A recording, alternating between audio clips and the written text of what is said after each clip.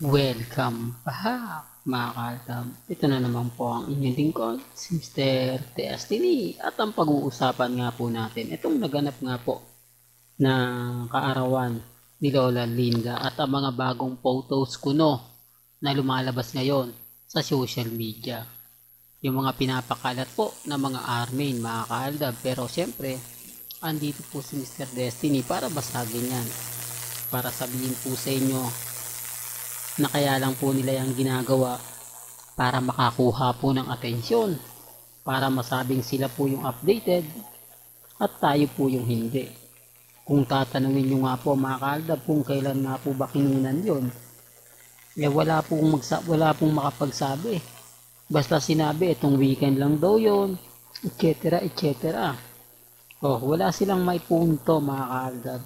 Ni hindi po alam ng nag-post mismo kung anong araw nga po ba talaga yon. Patunay lang po na sila talaga gumagawa ng hindi maganda at hindi nga po kaaya-aya.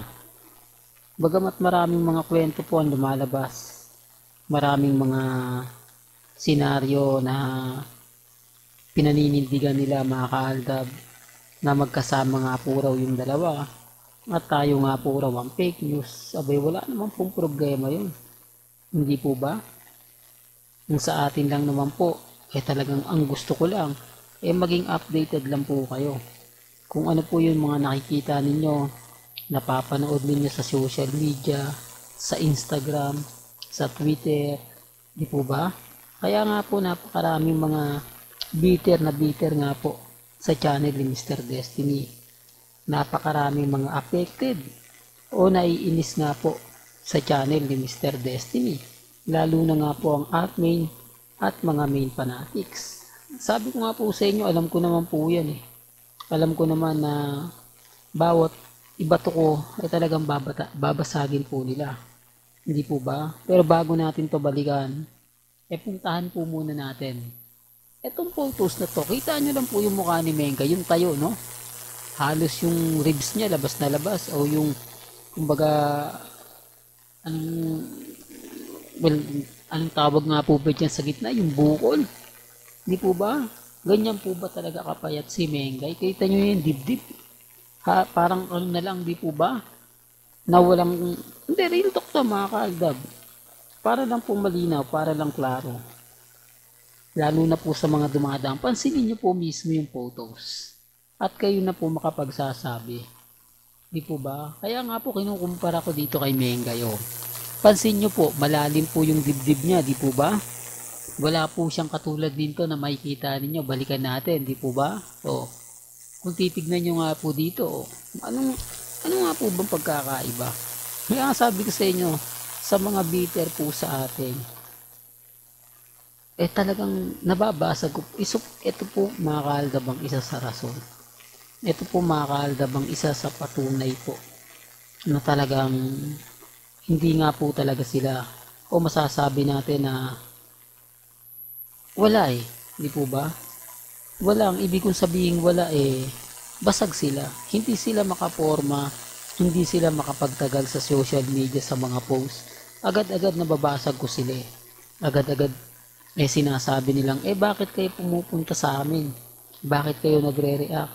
Bakit kayo nagko-komento? Pinadadala nyo po yung mga post nyo sa akin pinapakita nyo po sa mga viewers ko para makapag-komento po sila. Ngayon kung binalikan ko po kayo, abay galit na galit naman po ang mga armin at main fanatics. Anong gusto nga po ba nila? Sila lang po yung magpibigay at magpapaliwanag. Hindi na po ako isasama. Hindi po ba? At nakita nyo naman po yung post na to.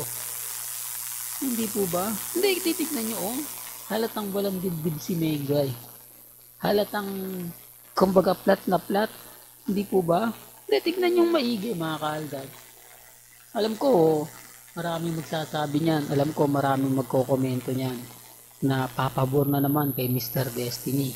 Sasabihin na naman nila, tama naman si Mr. Destiny Kung titignan mo at ikukumpara si Mengay dito sa photos na to, talagang kakaiba. Hindi po ba? Na talagang masasabi mo parang may mali.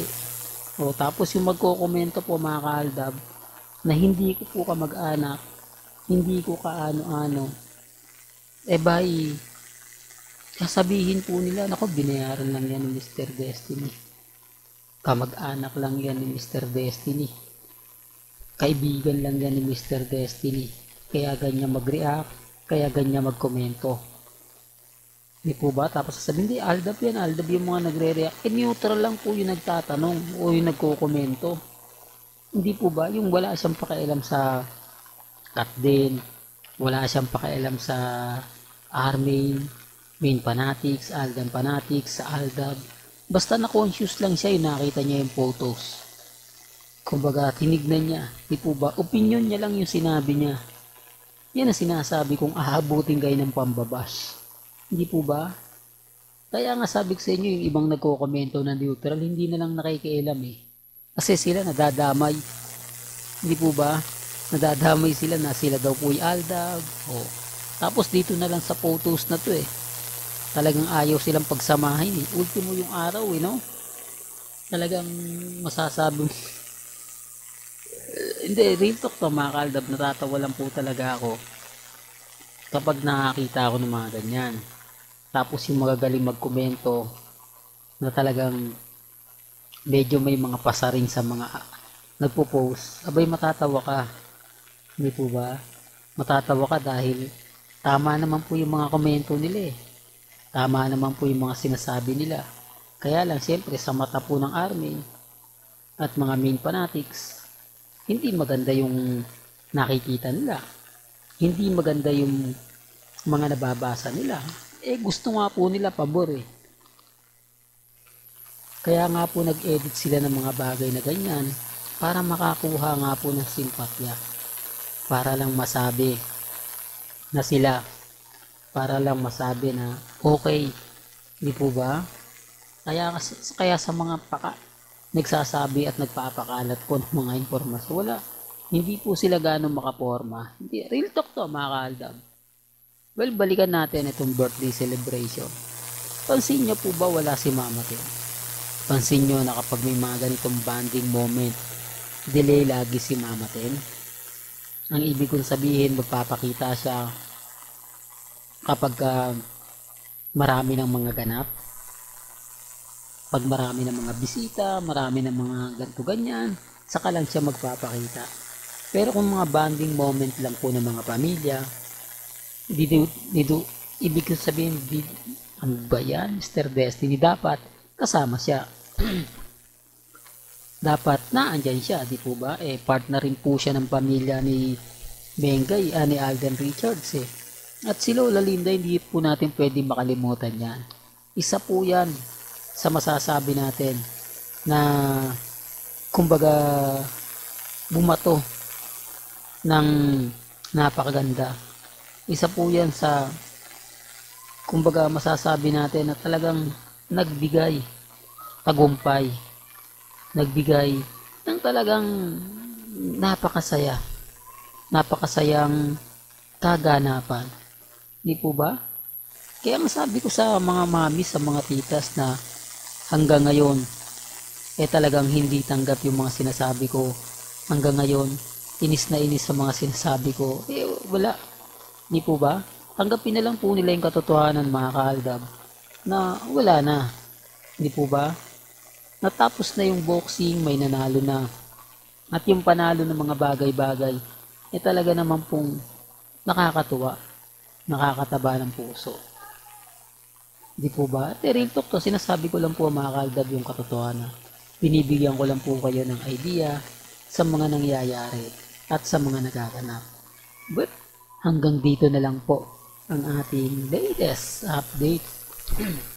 Kaya kung gusto nyo pa po ng pinaka-latest at sariwang update, abay tumutok lang po kayo dito po sa channel ni Mr. Destiny para updated po kayo sa mga bago at sa mga latest na i-upload po natin maya-maya lang. Kaya kung bago ka lang sa channel na to at isa kang true-blooded Aldab Nation na nagmamahal kina Mengay Tisoy, tama po ang channel na pinuntahan mo.